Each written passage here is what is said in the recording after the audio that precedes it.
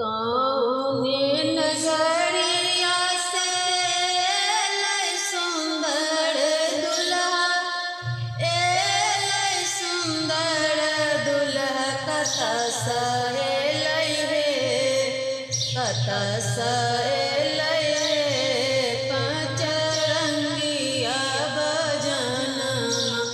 कथा लय हे पाँच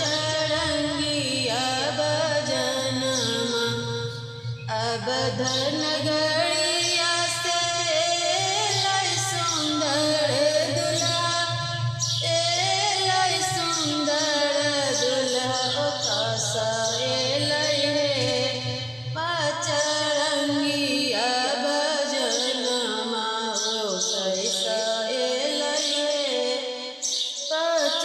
रंगिया भजन जब रे दुल्हा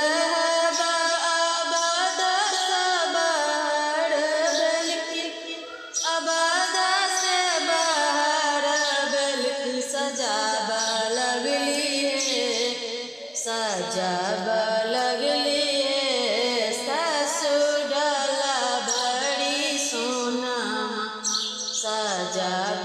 लगली है सासु डाला बड़ी सोना